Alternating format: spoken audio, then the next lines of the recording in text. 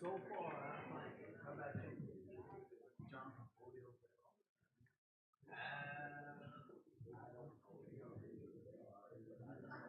He's always smiling. You don't never know if he's. Well, he's the new chief.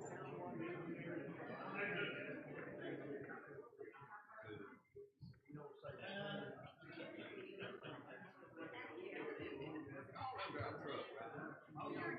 Yeah, well, Joel quit. 3 or 4 years ago, he got his job over out.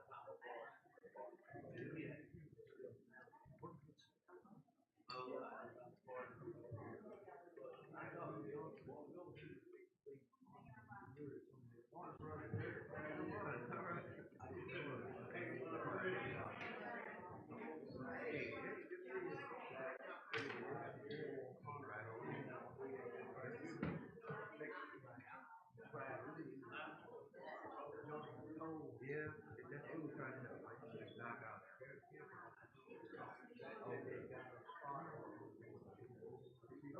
free, yeah. They got you some notes. But I, as far as I know, he's doing all right. He won't tell you. He's supposed to. Okay. Did you see somewhere? Oh yeah. So you said you got word. You heard from the bit. Yeah, I had to go out there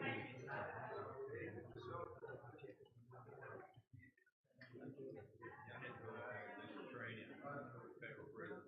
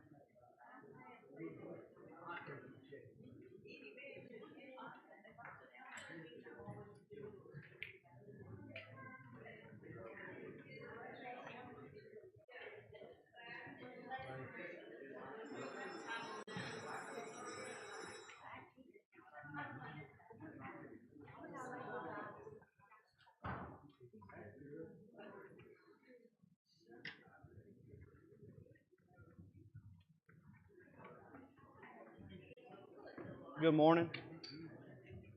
It's time to begin our Bible class this morning.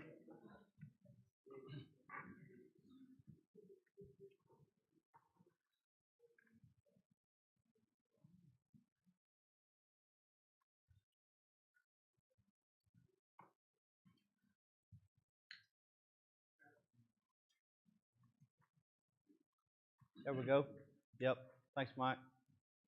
So we're on lesson 47 here of our study, Foundations of Our Faith, section 4. So we're talking about what we recognize. Last week we started a two-part study on elders. We talked briefly about the overall function of the eldership last week. We spent the majority of our time talking about the qualifications of the eldership, and then we finished with some examples, talking about the example that the elders should provide to us as part of the congregation. So this morning we're on part 2, so we'll look at the congregation and the shepherds this morning. Our focus here will be really on the relationship between the elders and the congregation. So if you think about after discussing the qualifications of an elder, and then the responsibilities of an elder somewhat to the congregation, I think it makes sense for us to discuss what's the congregation's responsibilities to the elders. So that's what we'll look at this morning. I think we're probably all familiar with the role of authority and the idea of authority and our responsibilities to them in all different parts of our life, right? So we know that we live here in Tuscumbia, and so we're subject to the local laws here of Tuscumbia, right? If we don't obey the laws, if we break the laws, then we could be subject to punishment. Maybe we could be arrested, we could go to jail, whatever. Maybe we could be fined or whatever the case is. But there could be some consequences for us if we choose not to obey the local authority here in Tuscumbia. Also, so at work, for example, I'm subject to the authority of my boss. So if my boss tells me to do something, he gives me responsibilities, and I refuse to comply with that. If I refuse to complete that, then there could be consequences for me in my work life. I could be formally disciplined in some way. Maybe they write me up, or give me a demotion or something. There could be several ways you could be disciplined, or you could be terminated. So they could just we know you're insubordinate, and we're going to let you go. I mean, that's obviously we understand the role that authority plays in our lives in just about anything that we do, and so it's somewhat similar with the eldership. So the role of elders is somewhat unique, I think, in regards to the authority. For example, it seems like most authority, we associate most times we associate authority with consequences, right? I follow the rules, or I get in trouble, sort of thing. And so I say the eldership is unique from the authority from that standpoint, because why there may be discipline, right, associated with an elder and the congregation. There may be some types of discipline that are scripturally carried out from the eldership to the congregation. Still, regardless, the ultimate role of the elder is, the intention is to keep us from harm in the long run. It's not. I mean, I guess we could say, the role of the elder is to keep us in line, but it's for our own good, right? If you think about the role of authority in Tuscumbia, Alabama, maybe the authority keeps us in line, but it's for the greater good, right? It's for the good of everybody. The role of the eldership is to keep us in line, per se, for our own good. Same way with my job. If my boss tries to keep me in line, it's because him keeping me in line and keeping me on task is better for the company, better for the team, better for the organization. But I say that the role of eldership in regards to authority is somewhat unique, because the eldership is focused purely on the individual, keeping you from harm, right? It's focused purely on each of us individually and keeping us from harm in the long run. So last week we talked about how the elders are referred to as shepherds, and we talked about the idea of shepherds is used pretty commonly in Scripture. That Jesus is referenced as a shepherd. There are several of the main characters, I guess we could say, of the Bible were shepherds. But the Bible also refers to elders as shepherds, and I think this really tells us all we need to know about the relationship between the congregation and the elders. If we think about what's the role of a shepherd, it's ultimately to keep the sheep from harm, right? To keep the sheep safe and to keep the sheep from harm. So we can see that mirrored in the role of elders when we say that elders, the eldership is here to keep us from harm in the long run, the same way that a shepherd is there to keep the sheep from harm in the long run. So Smith's Bible Dictionary gives a pretty good definition, pretty good description of the function of shepherds. I pulled out a few things that the Smith's Bible Dictionary says about the function of shepherds. Some of the responsibilities they have would be leading the flock from the fold. So you think about in the morning, taking the sheep out to graze and to water. John 10 verse 4, when he putteth forth his own sheep, he goeth before them, and the sheep follow him, for they know his voice. Number 2, the shepherd is to search and find those gone astray. So if there's a sheep that's missing, then the shepherd goes and finds a sheep that is missing. Ezekiel chapter 34 and verse 12, as a shepherd seeketh out his flock in the day that he is among his sheep that are scattered, so will I seek out my sheep, and will deliver them out of all places where they have been scattered in the cloudy and dark day. And then Luke chapter 15, verse 4, what man of you having 100 sheep, if he lose one of them, doth not leave the 99 in the wilderness and go after that which is lost until he find it? So number 3, he supplies them with water. So obviously the shepherd supplies daily needs, right? Food and water. Psalm 23, verse 2, he maketh me to lie down in green pastures. He leads me beside the still water. So there you have the example of the shepherd providing the food and water for the sheep. Number 4, the shepherd leads them back to the fold and accounts for each one of them. So after the day, he brings them back to where they started from. The goal is to bring them back safely. He counts to make sure that each one is there.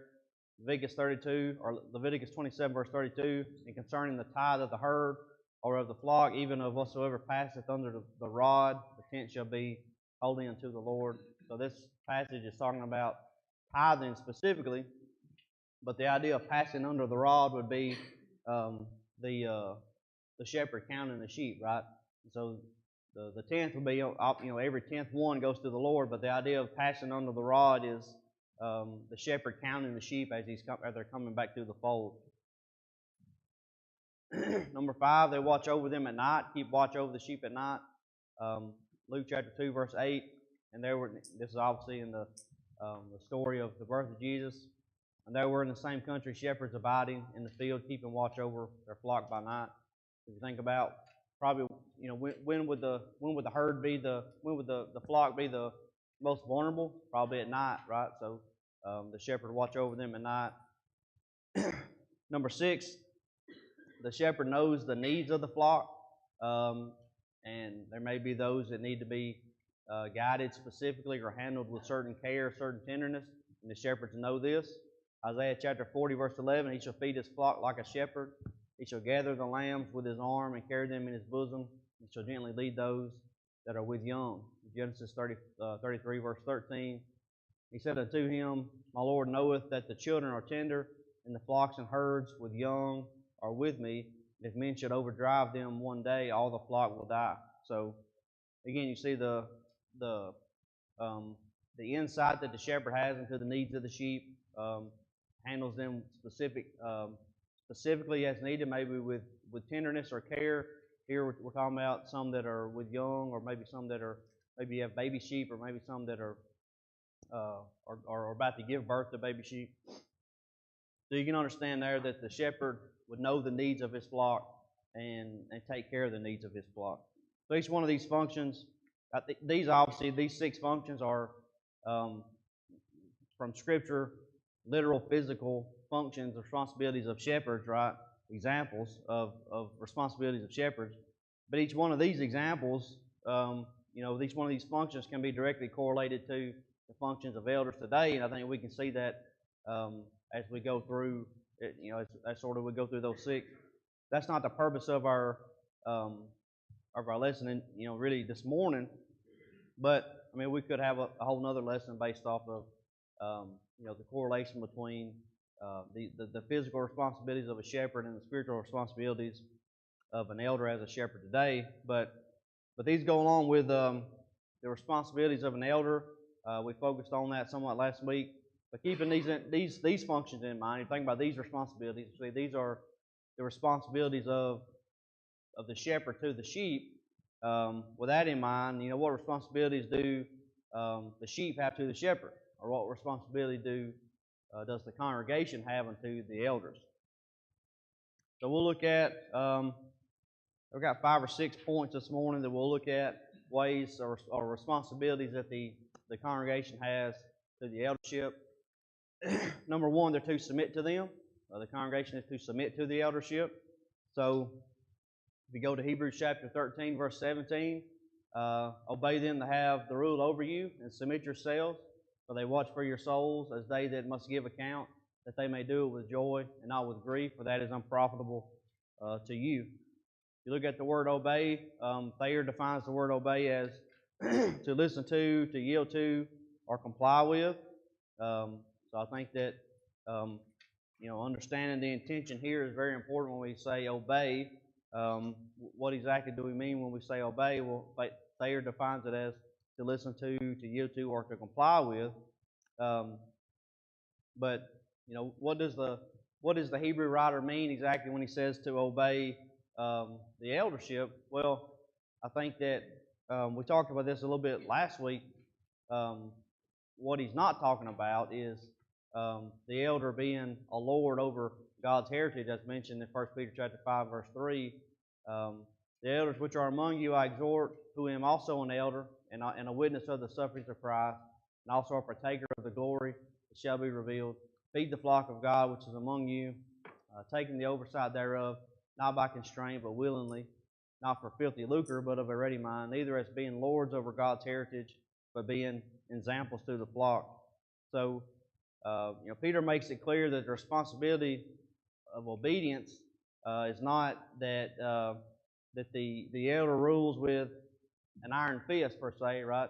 The elder is not to be a lord over God's heritage where I'm in charge and you do what I say or else, right? That's not the intention of the eldership. But Peter makes it clear that the elder leads by an example, by being examples to the flock. So the intention of the eldership is not to rule with an iron fist, but to be an example to the flock. We think about, if you were an actual sheep, just think about going back to the physical. If there's a shepherd and you're a sheep in the flock of this shepherd over here, Shepherd A. Shepherd A rules with an iron fist. He beats you with his rod every time you do something wrong. Every time you turn around, he's beating you with a rod. He's making you do exactly what he tells you to do. That's Shepherd A. You have Shepherd B. With Shepherd B, instead, he leads you to the water gently. He feeds you. He protects you from danger. He brings you back to the sheepfold every day. He's demonstrated his care for you through his actions and through his careful guidance. And through his careful guidance, you have learned to trust the shepherd, that you understand he has your best interest at heart. Maybe there's some discipline associated with your actions, but you understand based on his actions that he ultimately cares for you. Would you rather serve with Shepherd A or Shepherd B? I think we would rather serve with Shepherd B. But that's really the type of obedience I think that a sheep gives to the shepherd, and one of trust and security. This trust and security is expressed in voluntary submission by the sheep, right? So us being the sheep, our shepherds, our elders lead us in a way. They have our best interest at heart, but their leadership provides us with trust and security in them, and then that allows us to give our voluntary submission to the eldership. I think that's the ultimate. When we say obey them to have the rule under you, this is ultimately what's being talked about, right? It's the example of the eldership. We willingly follow the example of the eldership, but because of the care and the guidance that they provide. We go to Acts chapter 27.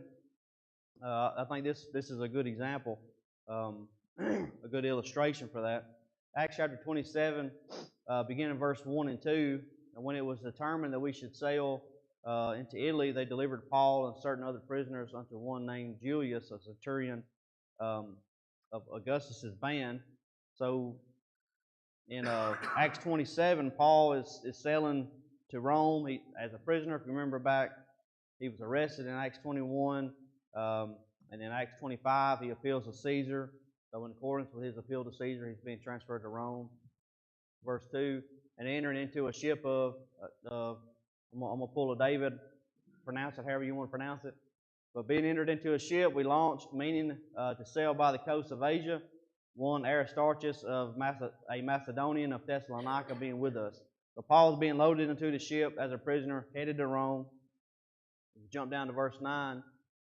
Now when much time was spent, and when sailing was now dangerous, because the fast was now already past, Paul admonished them and said unto them, Sirs, I perceive that this voyage will be with hurt and much damage, not only of the lading and ship, but also of our lives. So Paul issues a warning to the crew, to the centurion there, that this ship is going to end up in a bad place, right? This voyage is not going to be good. he's warning them of this danger that's ahead. But unfortunately, the centurion did not believe Paul. Go to the next verse, verse 11. Nevertheless, the centurion believed the master and the owner of the ship more than those things which were spoken by Paul. The word for believed here in Acts 27, verse 11, where the centurion believed the master, is the same word for obey in Hebrews 13, verse 17. So the centurion did not submit to Paul. The centurion submitted to the master and the owner of the ship. And what we'll see is that didn't work out very good for him. Jump down to verse 13. And when the south wind blew softly, supposing that they had obtained their purpose, loosing thence, they sailed close by Crete. But not long after, there arose against it a tempestuous wind called Euroclydon. And when the ship was caught and could not bear up into the wind, we let her drive. And running under a certain island, which is called Clauda, we had much work to come by the boat, which when they had taken up, they used helps undergirding the ship, and fearing lest they should fall into the quicksands, strake sail, and so were driven. And we being exceedingly tossed with a tempest, the next day they lightened the ship. And the third day we cast out with our hands the tackling of the ship. And when neither sun nor stars in many days appeared, and no small tempest lay on us, all hope that we should be saved was then taken away. So Paul advised the centurion, this voyage is not going to go well. He didn't listen to him. He listened to the master of the ship instead. Now they find themselves in a serious storm. Luke says in verse 20, essentially all hope was lost that they were going to be saved. They hadn't seen the sun or the moon or the stars in days because of the storm. So now they're in a precarious situation. This is a perfect example of the leadership offered by the eldership and the responsibility of the congregation. So if you think about what happened here, Paul offered guidance and advice to the centurion here about the voyage, but the centurion did not listen, right? He didn't follow the advice. And in response to that bad decisions, some bad things happened. But some bad things didn't just happen to the centurion. Some bad things happened to everybody that's on the ship, right? So it wasn't just one bad decision affected one individual. One bad decision could affect a whole shipload of people. Ultimately could have affected them with their lives, right? But this is a perfect example of what we're talking about when Hebrews 13:17 says, obey. And 1 Peter 5, verse 3 says, lead by example. This is what we're talking about. Verse 21, Paul reminds them of the good advice that he had given that was not heeded. But after long abstinence, Paul stood forth in the midst of them and said, sirs, you should have hearkened unto me, and not have loosed from Crete, and to have gained this harm and loss. So, again, there's Paul offered this advice, and unfortunately they didn't take his advice, and it ended in a bad situation. Similar to that, I think we probably all remember the story of Rehoboam. Remember the story of Rehoboam, how Rehoboam was the son of Solomon, and Rehoboam inherited the United Kingdom from Solomon. However, the people of Israel requested to Rehoboam, not long after he became king, that he lighten their yoke, right? They said, your father Solomon placed a heavy yoke on us. Would you please lighten our yoke? So then Rehoboam consults with the old men. He consults with the young men. The old men tell him, yes, hearken unto the people, lighten the yoke of the people. The young men tell him, essentially, no, you're king, you're in power. Tell him that you're going to make the yoke even harsher for him. So unfortunately, he listens to the young men. He listens to the counsel of the young men and not the counsel of the old men. And when Rehoboam tells this to the people of Israel, unfortunately, they rebel against Rehoboam, and of course that leads to the establishment of the divided kingdom. So now Rehoboam had one bad decision, and what happened? His kingdom was split. Not even split down the middle, it was split. He got two kingdoms, two tribes out of 12, right? So again, you got a bad decision. He didn't essentially not listen to good counsel, or listening to bad counsel could result in a bad decision that could affect not only you, but could affect many other people as well. But again, this is another example of good guidance and counsel being provided and not being followed. And again, this is a responsibility that the congregation has to the elders. The elders are in place to provide guidance and counsel to the congregation, which ultimately is intended for the betterment of the congregation or the individual. So the responsibility that the congregation has is to submit to the leadership of the eldership. So when Hebrews 13:17 says, obey them that have the rule over you, but there it was. Obey them that have the rule over you, and submit yourselves, for they watch for your souls as they that must give an account, that they may do it with joy and not with grief, for that is unprofitable to you. I mean, honestly, we could spend more time talking about this passage and every sort of section of this passage. But ultimately, we get the point there. Obey them that have the rule over you. Submit yourselves to them. The goal, the purpose there is that the elders are watching out for our souls, right? They're not leading us with an iron fist. What they're doing should be profitable to us, right? Because watching out for our souls should be profitable to us. So that was point number one. Submit to them. So what's the responsibilities of the congregation to the elders? Number one, submit to the elders. Number two, we should be united together. If we go to 1 Corinthians chapter 12, beginning verse 12, for as the body is one and hath many members, and all the members of that one body, being many, are one body, so also is Christ. For by one Spirit are we all baptized into one body, whether we be Jews or Gentiles, whether we be bond or free, and have been all made to drink into one Spirit. For the body is not one member, but many. If the foot shall say, because I am not the hand, I am not of the body, is it therefore not of the body? And if the ear shall say, because I am not the eye, I am not of the body, is it therefore not of the body? If the whole body were an eye, where were the hearing? If the whole were hearing, where were the smelling? But now hath God set the members, every one of them, in the body as it hath pleased Him. So the congregation at Corinth, if you go back to verse 1 and read down to verse 11, you see that the congregation at Corinth had some divisions, and these divisions were especially regarding spiritual gifts. So at Corinth, maybe some received spiritual gifts, maybe some didn't receive spiritual gifts, or maybe someone received a gift that was deemed more valuable, or better than the gift you received, or whatever the case was. But all of this around spiritual gifts caused some internal strife and division in the congregation at Corinth. So Paul's addressing that here in 1 Corinthians chapter 12.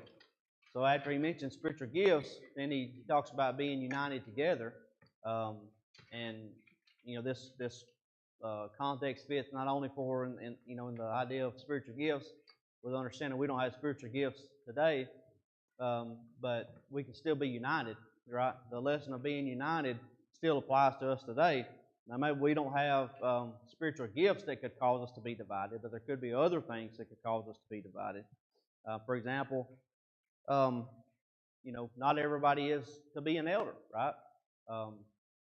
There could be situations where maybe a man is not qualified to be an elder. Maybe he has either some jealousy or resentment to the other elders, right? Because maybe he wants to be an elder, but he doesn't have the qualification. Maybe he lacks some qualification, or whatever the case is. Or but the point is that we can't all be elders. If we were all elders, where would be the members? Where would be the preachers? If we were all preachers, who would be the song leader? If we're all song leaders, who's going to be the preachers and the Bible class teachers and the ones leading prayer, and so on and so forth. We can go on through, but we may not all be elders, but that's okay, right? Regardless of of what our role is, we all have a part to play. So we're all united together, and together, we fit together like a glove, right? We're able to do the work of the church because we all work together. If we were all elders, then who we're going to oversee, right? So we should strive to be united together, and understand that regardless of what our talent is, we can serve in some capacity. And even if it's not being an elder or a preacher or whatever the case is, we can always serve in some capacity. And if we have the desire to serve, then we should always work with our eldership, right? I have a desire to serve in some capacity, and what are your talents? How can you be used? Maybe there's special ways in which you can be used because of your specific talent. Not too long ago, we just filled out the papers for serving. These are the things that I want to do. But like you said, David mentioned several times that just because it's on the sheet, this is not everything that needs to be done, right? This is just an idea. This helps us plan for worship services, things of that nature. But there's always opportunities to serve, and we should work with not only the eldership, but with the congregation together to do the work of the church. So number 3, what's the responsibilities of the congregation to the eldership? We should respect the eldership. If we go to 1 Thessalonians chapter 5, verses 12 and 13, verse 12 says, "We beseech you, brethren, to know them which labor among you and are over you in the Lord, and admonish you, and to esteem them very highly in love for their work's sake, and be at peace among yourselves." The word for know there, that's translated as know in the King James, means to have regard for one, cherish, pay attention to. And then the word for esteem, in verse 13, means to consider, deem, count, think, or to esteem one exceedingly. So the ESV translates verse 12 as, "We ask you, brothers, to respect those who labor among you and are over you in the Lord, and admonish you, and to esteem them very highly in love because of their work. Be at peace among yourselves."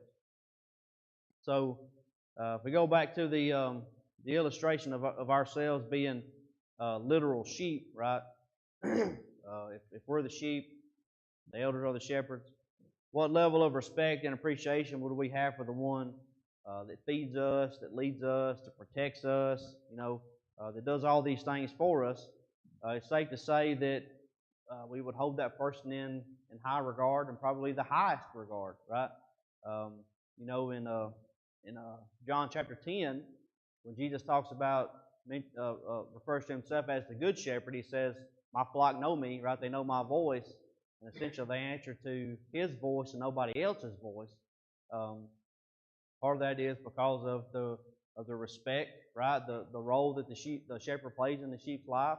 Now maybe a sheep can't respect the shepherd in the same way we can respect our our elders, but we understand ultimately this is the same picture that's being painted for us, right? That the elder's sole responsibility is to watch out for our souls. So shouldn't such a position be likewise viewed with the respect it deserves? Did you have a comment, David? Oh, okay, I thought you was raising your hand. So, the role of the shepherd, the role of the elders, obviously, we're Paul is telling Timothy here, or telling the Thessalonians here, to respect the elders, and the same message will be here with us today. The next responsibility the congregation has to the elders is to ensure that elders are established, right? Every indication we see in the New Testament is always that elders were established in every congregation. Acts chapter 14, verse 23, when they had ordained them elders in every church and had prayed with fasting, they commended them to the Lord on whom they believed. So, we're told here, it doesn't say that they ordained elders in most churches or some churches. It says they ordained elders in every church. So the establishment of elders in every congregation was a priority, in Acts and in the first century. So likewise, it should be a priority for us today, to establish elders in every congregation. Now, obviously, we understand that in order to have elders, there has to be men present. Those men have to meet the qualifications, and obviously it has to be more than one man to meet the qualifications. So we understand what the New Testament says about elders. We've already looked at that, so we understand that obviously all of that has to be in place, and there could be a situation where there's not qualified men, or there's not enough qualified men, maybe not more than one qualified man. But still, we should understand that the priority there is to establish elders. So, we shouldn't be comfortable with the idea of not having elders. The idea is, okay, if we're in a certain situation, how do we get to the point where we can ultimately establish elders, right? That was a priority in the New Testament, or in the first century. We can see should be a priority for us today as well. Another responsibility that the congregation has to the elders is financial support. So 1 Timothy chapter 5, verse 17 and 18, Paul tells Timothy, "Let the elders that rule well be counted worthy of double honor, especially they who labor in the word and doctrine. For the Scripture saith, Thou shalt not muzzle the ox that treadeth out the corn, and the laborer is worthy of his reward."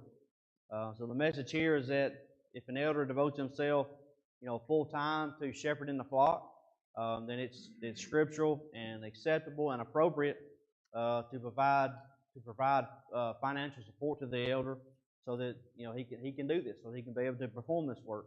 If we think about the office of an elder and the importance of its function, in the church and in the organization of the church, how could such an office not be worthy of support if needed or desired?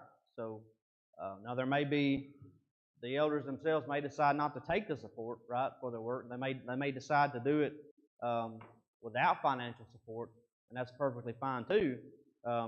But it's important for us to understand that here we find biblical authority to provide financial support to the elders if needed or if desired. And then the last point we'll look at this morning, the next verse here, 1 Timothy chapter 5, verse 19. The responsibility of the congregation to the elders is to receive not an accusation.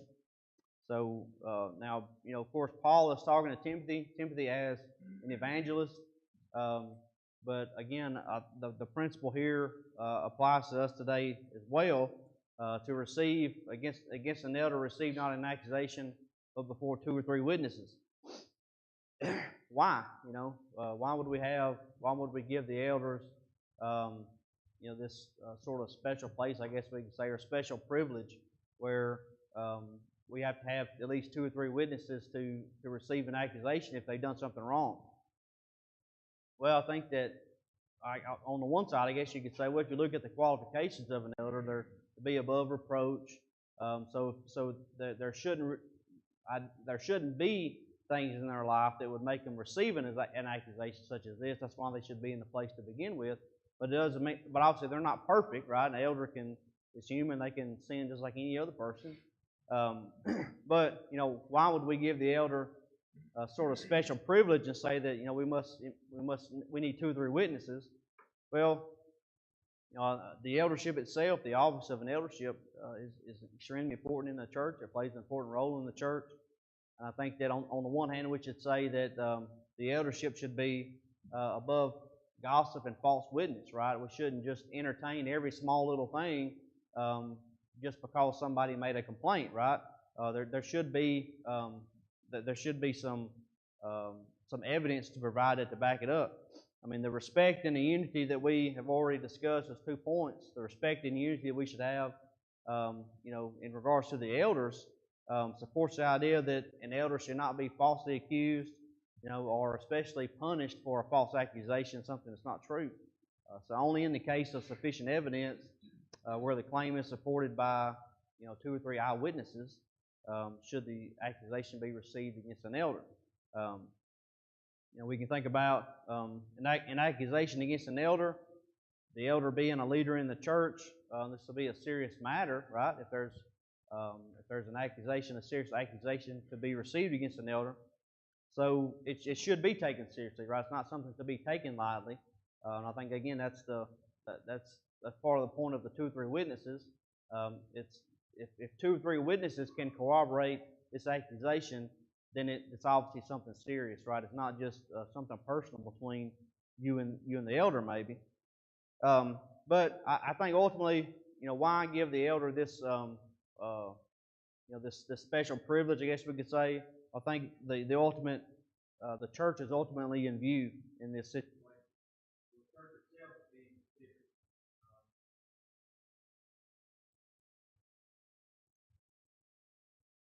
It would be very unfortunate for an elder to be accused of something and then removed from office, right? And then for the church to potentially face reproach because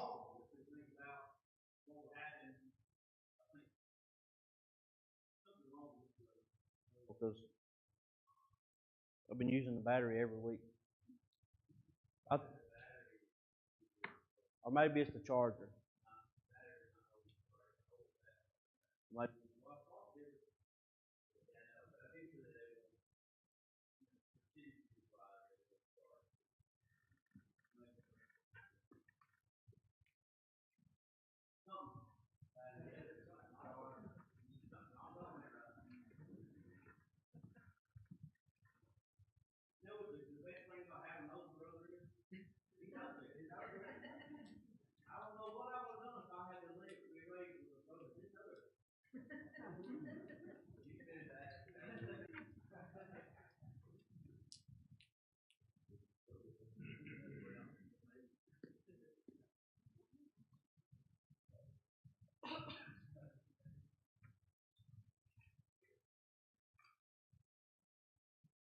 We're almost finished, so maybe this battery will make it through.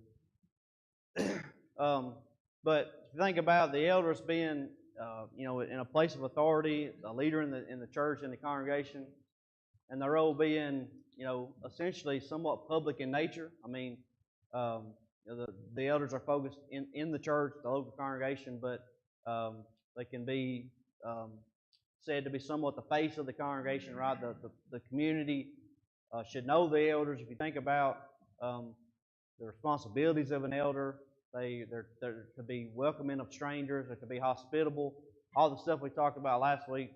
The elder is not somebody that's sort of in secret, or at least the elder shouldn't be somebody that's in secret. The elders of the congregation should be known by the community and recognized, right? So if you think about a situation where an elder was accused of something, removed from office, the church faces reproach because now the public, the community says, "Oh, this guy did this," and they had to kick him out of office because he was so bad. And then we understand later that all that happened for a situation that was a false or mistaken pretense, regardless if it was intentional or unintentional on the part of the person that made the accusation. Now maybe they didn't purposely make a false witness. Maybe they were mistaken to some degree for whatever reason. Maybe it wasn't an intentional, strife against the elder itself. But we understand the situation. If that situation was to arise, the church itself could ultimately face reproach. And I think so. Ultimately, what's in view here is not so much the elder himself being given a special privilege, but what's in view here is the protection of the church in general.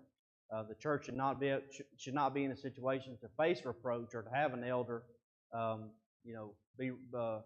be facing accusations such as this unless there's sufficient evidence to back it up.